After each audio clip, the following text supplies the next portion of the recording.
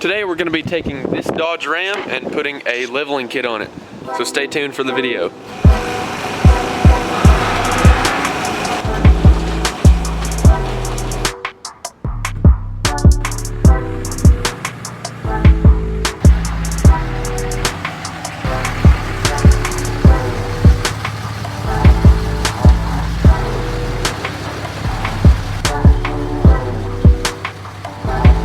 So in front of me we have a 2500 Dodge Ram. It's a 2012 model, but don't click off the video just yet if you don't have a 2012. This goes from pretty much 2012 all the way back.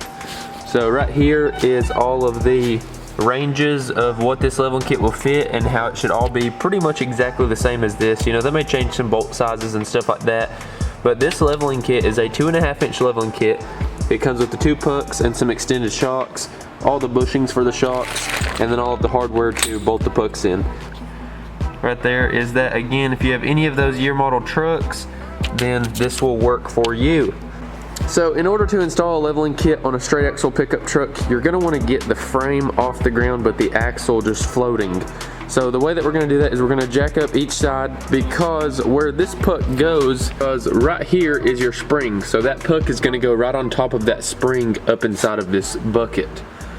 So right inside that coil bucket, and then your shocks are actually, it's a little bit different than a Ford. Your shocks are inside the spring, and then they have this shock hoop or shock tower, whatever you want to call it, up here. So there is a little plate on the top of this spring. There's a little rubber insulator with a plate on top of that spring, and that looks like this. So that's going to be your studs that your shock tower mounts to. So what we're going to do is we're going to get the truck jacked up, we're going to lower everything down, we're going to disconnect the sway bar end links and lower the axle down, and then of course disconnect that top shock tower. So that's what I'm going to go ahead and do now.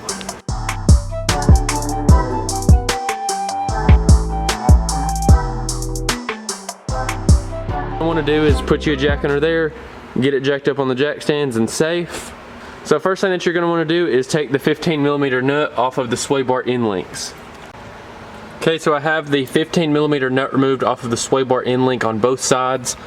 You're going to have a metal washer on top that your nut will, you know, obviously go down onto, and then you have a rubber bushing.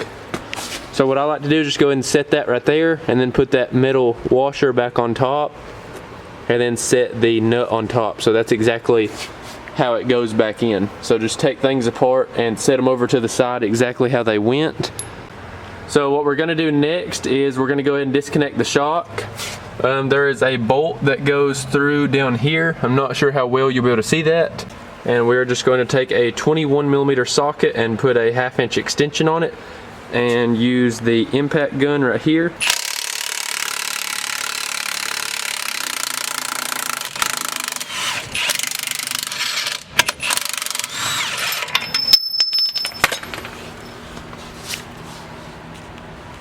Okay, so we've got the shock bolt out on the driver's side.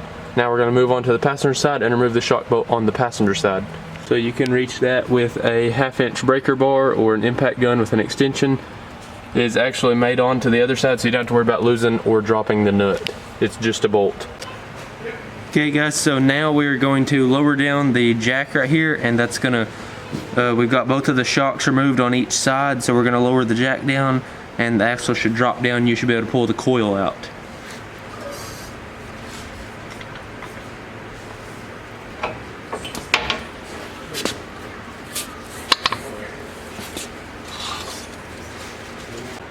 Okay guys, so we've got the coil spring out. Next up we're going to remove the shock out of the shock tower.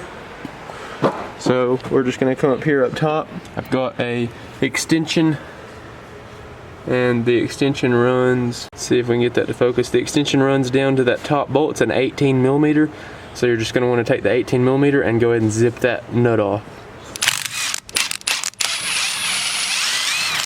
So now that we have the shock out, we can go ahead and remove this shock tower. And we will do so with 3 15mm nuts. If you can look under there, you can see the studs, and those nuts are 15mm, so I'm going to go ahead and take those off. So this little circle piece right here with the studs on it used to be up here in the bottom, and it would shove the studs on through for the shock tower to bolt to. But with this leveling kit, it's going to replace this piece right here. So as you can see, the Rough Country leveling kit has these studs that it comes with as hardware. And then this piece is going to bolt up in there to the shock tower, so then that leveling puck is not going anywhere, it's going to be bolted. So next up, I'm going to take this puck with the studs installed, and I'm going to shove it up through the holes, same as it used to be, and bolt that shock tower back up. Okay, so that on this stud right here, each one of these studs has one lock washer and then a nut. And you're going to tighten those down using a 14 millimeter. These are not 15 millimeter anymore, these are 14 millimeter. Okay, so we've got all of those tightened up. Now we're going to take our Rough Country shock and shove it up through that shock hoop and put the nut on the top and tighten that down. So just like our factory shock, we're going to take one of these donut washers, and one of them has a little bit bigger hole, so these are different. You're going to take the one with the bigger hole and put it on the bottom. So that's going to go just like that with the bowl facing up. And then we're going to take this rubber bushing and put the flat part facing up. We're going to shove that on there. That's going to sit down into that bowl piece that we just now put on. And then this is ready to go up inside of the shock tower. So we're going to shove this up into the shock tower, and then once it goes through the shock tower, we'll be putting this one with the flat point facing down, with the flat spot facing down.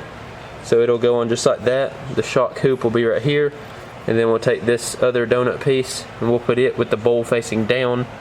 So then that goes in just like that, and then your nut will go on.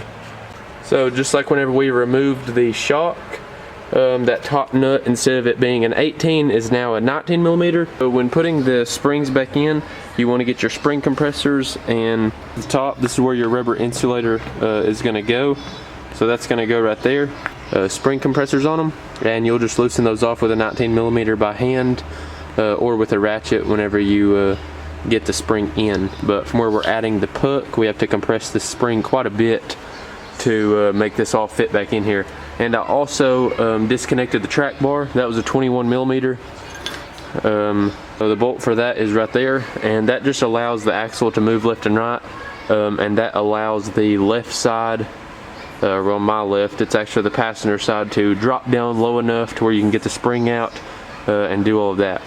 So we've got these springs compressed, and now we're just going to put them in there and then loosen up the compressors, and we should be good to go. So we've got the spring compressors and the puck all aligned and in. So this side is pretty much done. We just, of course, take our 19 millimeter open in. We're going to loosen up those spring compressors, and then all of that's going to be under pressure. But first I'm going to go ahead and jack the axle up and get the shock bolt in. So go ahead and bolt that shock bolt in.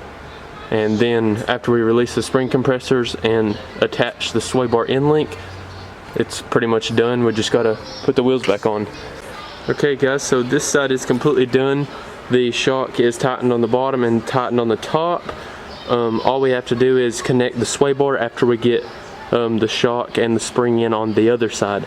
So then we'll jack up the axle evenly, and as we jack it up, I'll just align this to go into the hole of the sway bar, and it'll drop in like that on both sides. Drop the bushing, the washer, and the nut on, and then jack it up and put the wheels on. So I'm gonna go ahead and get the other side knocked out, and you'll just see a little time lapse of it probably getting dropped down onto the wheels and everything. We'll pull it outside and see what it looks like.